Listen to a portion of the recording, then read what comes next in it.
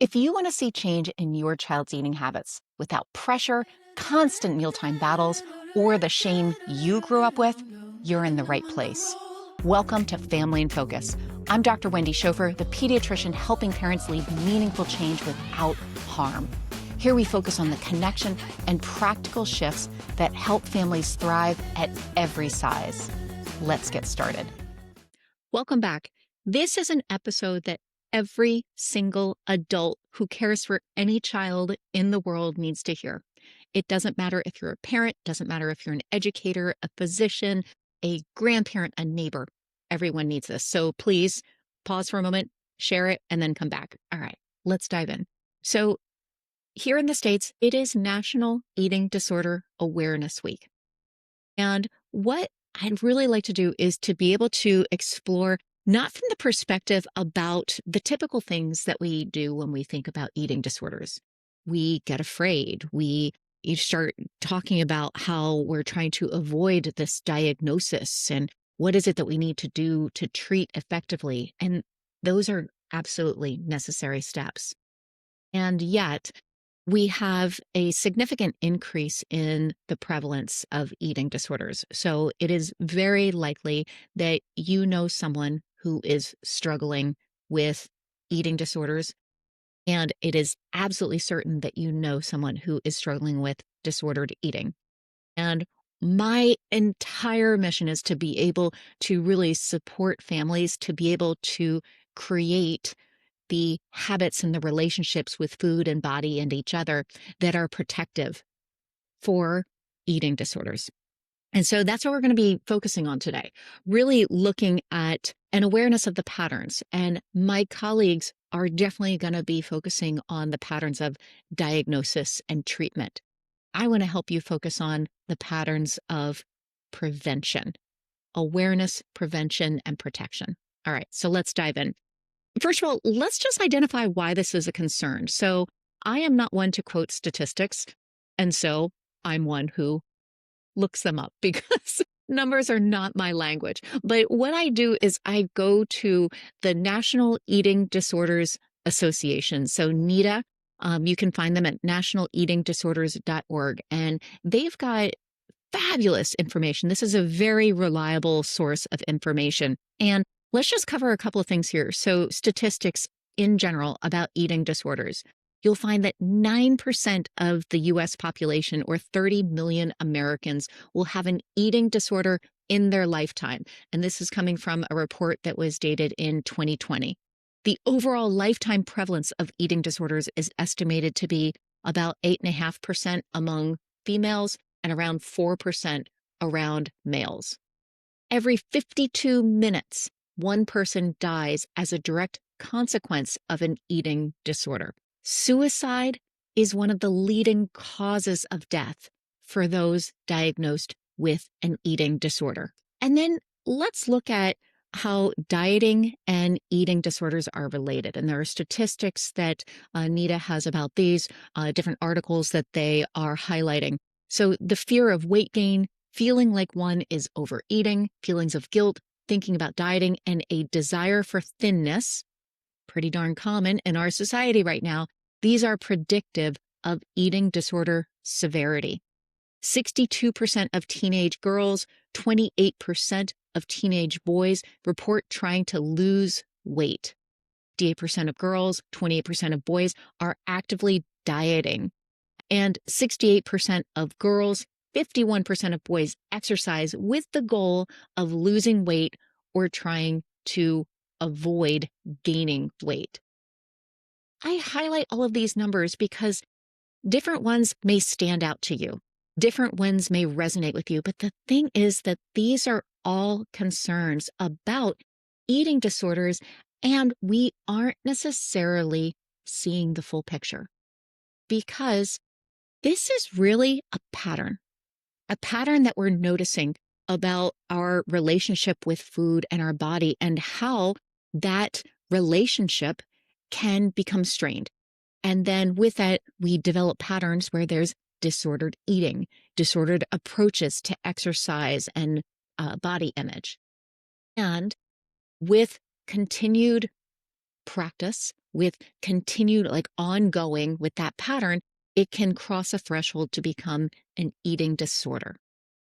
Now, the other thing that we have to highlight right now is over the past, I'm going to say 5-ish years, we have had a significant increase in eating disorder diagnoses and disordered eating along with that.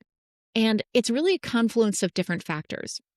Let's just first call it out that eating disorders are complex. There is not one trigger, if you will. There is not one thing that indicates that someone will develop an eating disorder or that one is protected and they will never struggle with an eating disorder whatsoever. It's complex. And yet, over the past several years, we have seen significant increases in disordered eating and eating disorders. And just think about how this makes sense. For one thing, there has been such a focus on bodies. Kids are growing up in a size obsessed world. So much focusing on bodies to be able to determine health status. That's not doing any help whatsoever as we have individuals that are struggling with their body image. What I have seen is that we have had significant emphasis on the obesity epidemic. In fact, that's how it is described. And I'm just going to put it in air quotes here, the obesity epidemic. What's happening is we have so much focus on health status based off of the scale, based off of external appearance. And then we're labeling it as an epidemic, which automatically triggers fear, which automatically brings so much attention to I'm going to say to the issue, but to the focus that we're having right now, which is on weight, on size. In our culture, we're receiving so many messages about eat less, move more, about how that impacts our health and our fitness. And so diet culture, fitness culture, health culture, they're all intertwined. And they're reinforcing the messages from each other, which is often you need to do something. You need to change the way you look. My goodness, let's just throw in all of the social media that has really expanded, or I'm going to say exploded into our homes, because we are being bombarded by messages all day long. Our phones are not very far away. Mine is right here. And all you see are messages about appearance, about weight, about size, about health. And try to turn on any kind of regular television show, and you're going to be bombarded by medications, those direct to consumer medication ads that are largely about weight loss. They're largely about weight loss now. So we are being bombarded by these messages. In addition, there has been an inordinate increase in the amount of stress that family members of all ages are experiencing. We can look back at the years around 2020 with the COVID pandemic, and yet that stress did not decrease. It did not go away. In fact, we've had many more layers of political, financial, social stress that has been thrown right on top of that. When we are experiencing stress, there's often a sense of a lack of control. And so I'll use the example of going back to the early days of COVID, where we had no idea where things were going. All of a sudden, our institutions were being shut down. We were being told to stay at home, to stay away from our loved ones and our community members. And so there was a lack of control that was there. All these things that are outside of control.